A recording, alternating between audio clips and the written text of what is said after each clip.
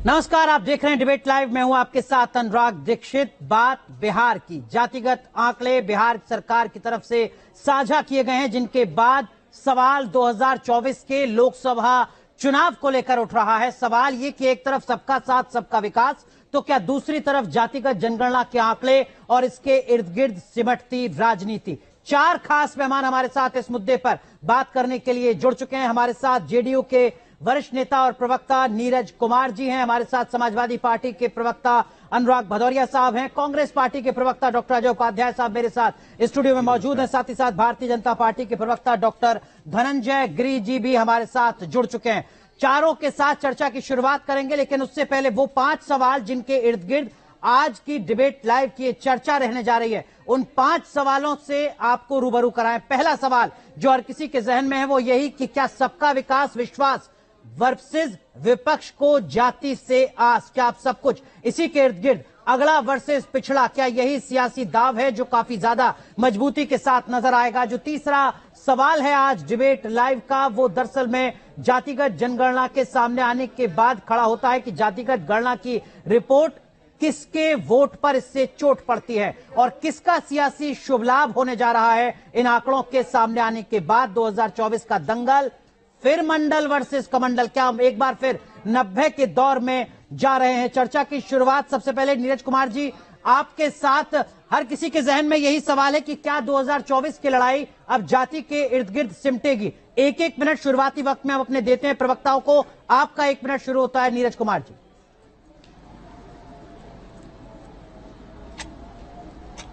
सबसे पहले माननीय नीतीश कुमार जी, इस देश की राजनीति में, आजाद हिंदुस्तान में ऐसे राजनेता उभर करके आए जिन्होंने तमाम झंझावात को झेलते हुए जाति सर्वे की रिपोर्ट सार्वजनिक किया। जाति एक सामाजिक सच्चाई है। सरकारी नौकरी हो, कल्याणकारी कार्यक्रम हो, तो आखिर जनगणना नहीं हो रही हो। दुनिया के 89 देशों में जनगणना हो गया, लेकिन भारत सरकार जनगणना तक नहीं करा रही है। तो जाति गणना की रिपोर्ट भविष्य की राजनीति की एक कार्य दिशा भी तय करेगी और कल्याणकारी कार्यक्रमों में सबकी रिपोर्ट यह है। समाज के हर तबके की रिपोर्ट है। वो रिपोर्ट आईना की तरह साफ होगा कि किसने इस बिहार में किस समुदाय के लिए क्या किया है। ठीक है, आपने 1 मिनट से पहले अपनी बात को खत्म किया, अच्छी बात है। अनुराग भदौरिया, मैं उम्मीद करता हूं आप भी 60 सेकंड के अंदर अपनी बात को खत्म करेंगे शुरुआती चर्चा के तौर पर। सवाल ये कि विपक्ष के पास मुद्दे नहीं है, इसलिए विपक्ष जाति के इर्द गिर्द ही पूरी राजनीति को बढ़ाने की कोशिश कर रहा है।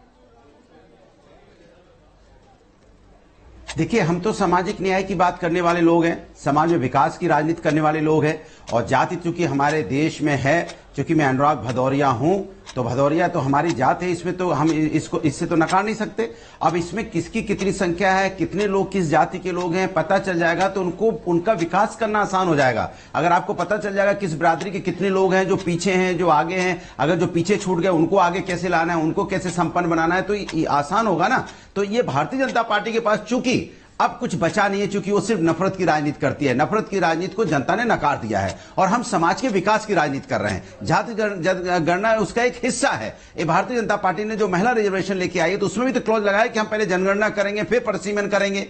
तो ये भारतीय जनता पार्टी तो जनगणना के तो खिलाफ ही है, जाति गणना यहाँ पे जनगणना के भी खिलाफ है। तो भारतीय जनता पार्टी को तो कोई लेना ही देना नहीं है, इनको विकास से कोई मतलब नहीं है, जाति जनगणना से कोई मतलब नहीं है। इसके मतलब कि समाज में रह रहे व्यक्ति से कोई लेना देना नहीं है, उन्हें सत्ता से लेना देना है। सत्ता में अनुराग भदौरिया, माफ कीजिएगा डॉक्टर गिरी, जो सवाल यहां पर जेडीयू और समाजवादी पार्टी के प्रवक्ताओं ने खड़ा किया वो ये कि अगर सब कुछ जाति आधारित है तो बीजेपी कैसे भागेगी विपक्ष जिसे अपना मास्टर स्ट्रोक बता रहा है।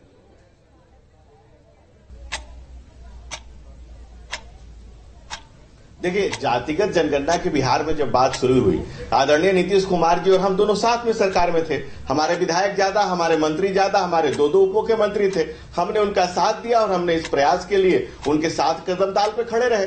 और ये जो रिपोर्ट आई है सामने, ये सिर्फ जाति की बात क्यों कर रहे हैं आप? पूरे परिवार पूरा बात करिए।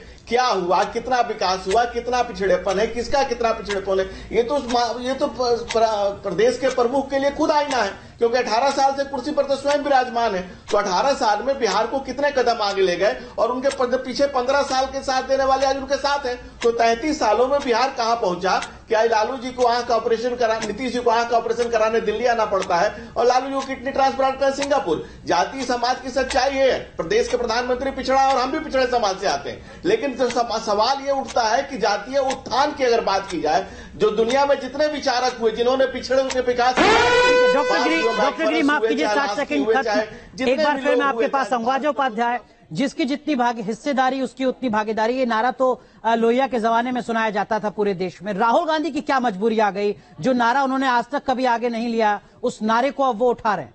देखिए, मजबूरी नहीं है, ये सच्चाई है, जातीय समाज की सच्चाई है। जिस तरह से देश में भारतीय संविधान के अंतर्गत जो प्रभुत्व अधिकार हैं, जिसमें स्पष्ट तौर पे है कि कैसे सामाजिक आर्थिक पिछड़ेपन के तौर पे उनको रिजर्वेशन मिलना चाहिए, तो देश में जो सच्चाई हो, सच्चाई को व्यक्त करने में किसी को इतना पेट में दर्द क्यों है?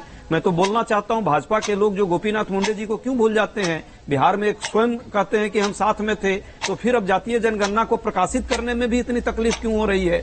और जातीय जनगणना करने से नीति निर्माण की प्रक्रिया में जो उनको क्या हिस्सेदारी मिली, उनको क्या लाभ हो सकता है, इस सच्चाई को जानने से उनके साथ क्या अन्याय हो जाएगा? आपने कहा मंडल का मंडल या अगड़ी पिछड़ी, ये सब कुछ बात नहीं है। सबका साथ और सबका विकास कब होगा? जब उसके समस्याओं के, उसकी चुनौतियों को हम समझने का प्रयास करें। एक ईमानदार प्रयास होना चाहिए। समाज में जाति सच्चाई है और उस जाति को राजनीति के एंगल से नहीं, उसके विकास के एंगल से सोचने की जरूरत है।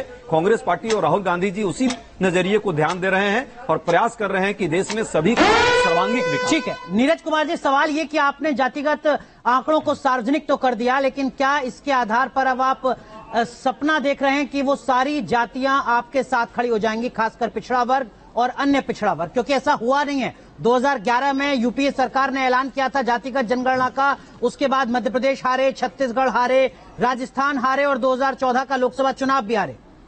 नीरज कुमार जी, सबसे पहले तो भारतीय जनता पार्टी के प्रवक्ता बोल रहे थे कि पिछड़ा प्रधानमंत्री, ना, गलत बोल रहे हैं आप। आदरणीय सुशील मोदी जी ने 3 मई 2013 को कहा कि अगला अति पिछड़ा प्रधानमंत्री होगा।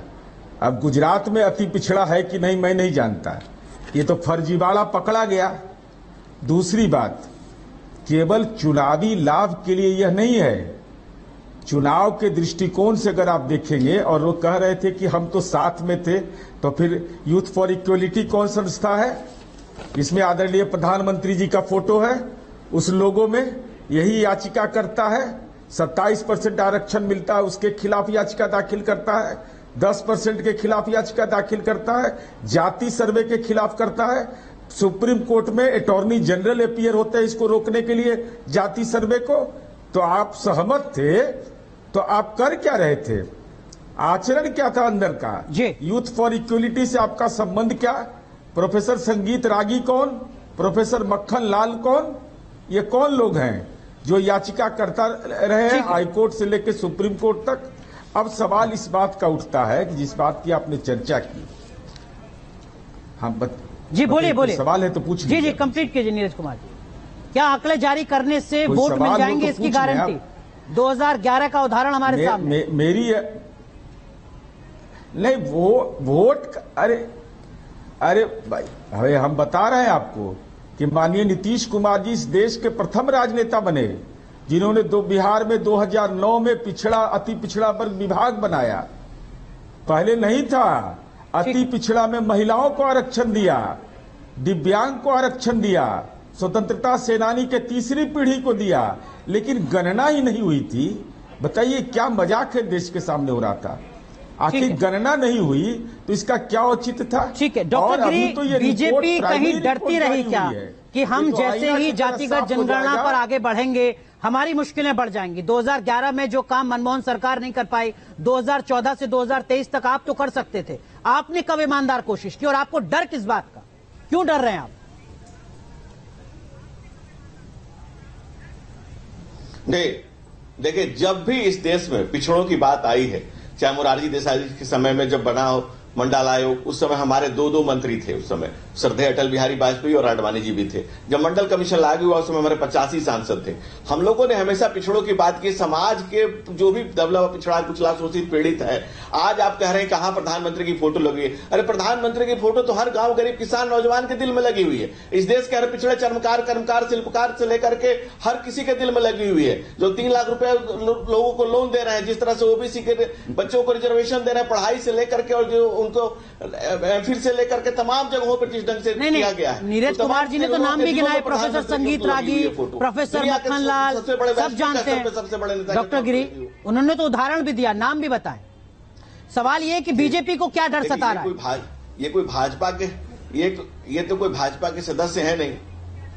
भारतीय जनता पार्टी अगर साथ में थी और साथ में रह करके सपोर्ट किया तो उसका स्टैंड उसी समय क्लियर है और हम इस क्लियर कट स्टैंड के साथ रहे।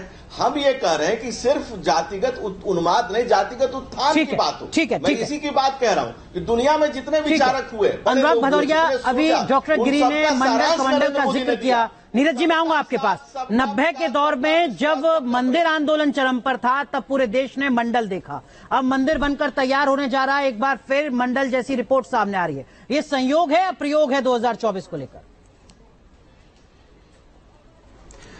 देखिए, एक बताए मान के चलिए, मैंने पहले बोला था फिर आपको बोल रहा हूं कि अब भारतीय जनता पार्टी को जनता ने चारों तरफ से घेर लिया है। इस देश की जनता की जो कमर है वो महंगाई से टूटी है।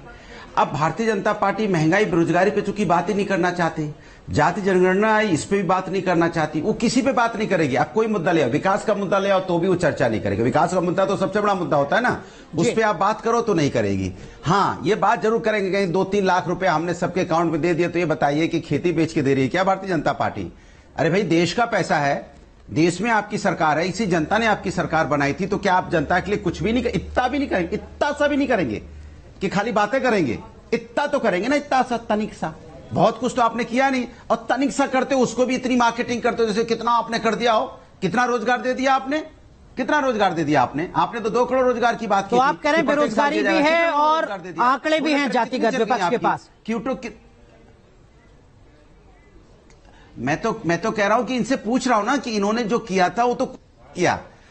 के जो बीजेपी के जो थिंक टैंक हैं, जो अब नहीं रहे हैं, अब वो खाली हो गए, थिंक खत्म हो गया है जी। वो एक एक मुद्दा निकालने का, अरे जाति जनगणना ये तो हमारे खिलाफ है, अब तो जनता ही हमारे खिलाफ है, तो यार इसी को किसी तरह से रोको करो। वैसे तो खुद ही चौड़े होके मंच पे कि हम तो पिछड़े से, पिछड़े वर्ग से, ठीक, कई बार इनके नेता कहते हैं, लेकिन जनता की नजरों में तो अब रोज नए नए मुद्दे खोजने की कोशिश करते हैं, लेकिन कुछ होगा नहीं। जी, भदौरिया साहब, इनका कुछ डॉक्टर गिरी कुछ कहना चाह रहे हैं। डॉक्टर गिरी, 30 सेकंड आपके पास, फिर मैं अजय उपाध्याय जी के पास आऊंगा। काउंटर करना चाह रहे हैं डॉक्टर गिरी, संक्षेप में। अरे मैं अपनी बात कह लूं ना, बात नहीं रहे मेरी। भदौरिया जी, कुछ टेक्निकल इशू है, आपके सिग्नल भी नहीं आ पा रहे। मैं आऊंगा भदौरिया जी आपके पास। आदरणीय प्रधानमंत्री नरेंद्र मोदी के अलावा डॉक्टर गिरी कंप्लीट मैं इनसे पूछता हूं, मैं आपसे दावा से कहता हूं कि आदरणीय प्रधानमंत्री नरेंद्र मोदी के अलावा किसी ने अर्थव्यवस्था का मॉडल दिया हो, 10वीं अर्थव्यवस्था को 5वीं अर्थव्यवस्था लाए, और हमारा दावा है कि अगली सरकार आएगी तब तीसरी बड़ी अर्थव्यवस्था बनेंगे। और ये समाजवाद के नाम पर एक परिवार के पास सरकार, आप जाति की बात करें और परिवार का कल्याण करें, सबका नाम जपना और सारा माल परिवार का अपना, ये परिवारवाद समाजवाद के नाम पर परिवारवाद चलाने वाले अगर ऐसी बात जाति की हो रही है, बात पिछड़ा वर्ग की हो रही है, और बात 2024 की सियासी तस्वीर की हो रही है। जो उपाध्याय, रामचरितमानस पर सवाल, सनातन पर सवाल, खेत ठाकुर का मुद्दा सामने आता है, महिला आरक्षण बिल में ओबीसी के लिए आरक्षण क्यों नहीं है, ये मुद्दा सामने आता है। ये सब कुछ सोच समझकर हो रहा है क्या? और उसके बाद ये जातिगत आंकड़े, ये मान लिया है विपक्ष ने, इंडिया गठबंधन ने, कि इस बार का चुनाव पिछड़ा वर्ग और उसके आसपास ही लड़ना है हमको। अनुराग जी, ये सोच समझ की बात नहीं है, ये सच्चाई है। इस देश की समझ जो है, उस समझ पर कोई प्रश्न न उठाए। मैं मानता हूं, अभी जो हमारे गिरी जी ने कही कि मंडल कमीशन की बात, मंडल कमीशन के समय में जरूर इन्होंने सोच समझकर मंडल कमीशन का विरोध किया था। सबको पता है वीपी सिंह की सरकार कैसे गिराई थी, आडवाणी जी कैसे रथ यात्रा लेकर निकले थे ताकि वो जो है सफल नहीं हो और पिछड़ों को अधिकार नहीं मिले, और ये हुआ। अंततः कांग्रेस पार्टी ने उस अधिकार को देने का काम किया। पंचायती राज में हमने वो अधिकार देने का काम किया, महिलाओं को आरक्षण दिया। आज 15 लाख महिलाएं जो है जिला पंचायत और नगर पंचायत में जो है आज अध्यक्ष की भूमिका में है। अभी भी जब महिलाओं को अधिकार देने की बात इतने ही ईमानदार आप रहे, बस माफ कीजिए आपको बीच में रोक रहा हूं, तो राहुल गांधी अब क्यों कह रहे हैं कि 2024 के बाद हम जातीय जनगणना कराएंगे? 2004 से 14 तक किसने रोका था? नहीं, कमलनाथ अब क्यों कह रहे हैं कि हम बहुत सत्ता में आएंगे मध्य प्रदेश में तो जातीय जनगणना कराएंगे? इससे पहले जब कुछ वक्त के लिए तब ऐलान कर देते। अशोक गहलोत को किसने रोका 5 साल तक? वो कह रहे हैं कि हम दोबारा से आएंगे तो जातीय जनगणना कराएंगे। बहुत अच्छा प्रश्न है। 2013 के आसपास में जो जातीय जनगणना यूपीए सरकार ने कराई और जिसको ऑलरेडी प्रकाशन सिर्फ इनको करना है, न्याय अधिकारिता मंत्रालय के अंतर्गत वो ऑलरेडी पड़ा हुआ है, उसको 9.5 साल में इन लोगों ने जारी नहीं किया। हमारी सरकार ने, मनमोहन सिंह जी की सरकार ने वो करा करके रखी हुई है। जातीय जनगणना ऑलरेडी हो रखी है, उसको प्रकाशित करना है, लेकिन ये प्रकाशित नहीं करेंगे। एक बैरियर लगा दिया डिलिमिटेशन का और जनगणना का। महिलाओं को अधिकार अभी देना है 2024 के लोकसभा में, ये 33-34 तक ले जा रहे हैं, उसमें भी अधिकार देना है कि ओबीसी को क्यों नहीं अधिकार देना चाहिए। नीरज जी आप कुछ कहना भी चाह रहे थे और एक सवाल हर किसी के जहन में लगातार, वो सवाल ये कि क्या ये आंकड़े जारी करने के बाद ये भरोसा कर लेना सही है आपके लिए कि अब ये सारा वोट बैंक हमारा हो गया?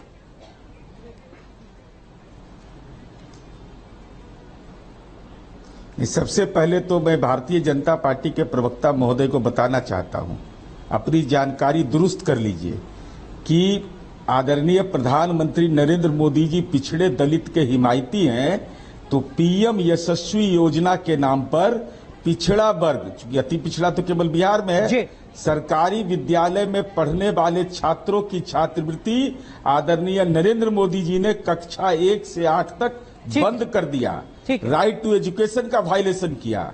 बाबू जगजीवन राम छात्रावास योजना बंद कर दिया। दूसरी बात, सर समय थोड़ा कम है, नीरज जी समय थोड़ा कम है, लेकिन आरक्षण आंकड़े जारी करना क्या वोट बैंक हासिल कर लेने की गारंटी है? फोटो का तीसरी बात कि नीरज जी नहीं, वोट बैंक की हम चिंता नहीं करते, हम वोटर की चिंता करते हैं। हमने कभी भी वोट बैंक की चिंता नहीं की है, हम वोटर की चिंता की है। ठीक है, भदौरिया साहब आप कुछ कहना चाह रहे हैं क्या? 24 की लड़ाई जाति के इर्द गिर्द होने जा रही है? सार्वजनिक करवाया भदौरिया जी। देखिए भारतीय जनता पार्टी के साथ दिक्कत यह है कि भारतीय जनता पार्टी को इस बात का एहसास हो गया है कि अब वो सत्ता में नहीं आएंगे। तब वो अपने लोगों से बोलते क्या किया जाए भैया, तो कहेंगे यार देखो सर, तो जाति जनगणना भी आ गई, किसान भी हमारे खिलाफ है, महिलाएं भी हमारे खिलाफ है, युवा भी हमारे खिलाफ है, कॉर्पोरेट के लोग भी हमारे खिलाफ हैं, अब तो पत्रकार बंधु भी हमारे खिलाफ है। नहीं कह रहे डर से कुछ, लेकिन अंदर से वो हमारे खिलाफ चले गए। तो हर वर्ग, गांव का आदमी हमारे खिलाफ है, शहर का आदमी हमारे खिलाफ है। तो क्या किया जाए? अरे भैया माइक लेके दौड़ो, कहीं जाओ, कहीं देखो विपक्ष का कोई नेता कुछ एक आध शब्द उसका पकड़ लाओ, तो वो एक आध कहीं माइक लगा के क्यों भैया क्या हुआ, उसका आधा शब्द पकड़, अरे पकड़ लिया, देखो क्या करें, देखो नफरत की बात कर रहे हैं, देखो नफरत की बात कर रहे हैं, वक्त पूरी तरीके से खत्म हो गया है। अरे कमाल की बात करते हो आप। ठीक है, आप खाली अरे बुरी बात हो जाने के बोलिए।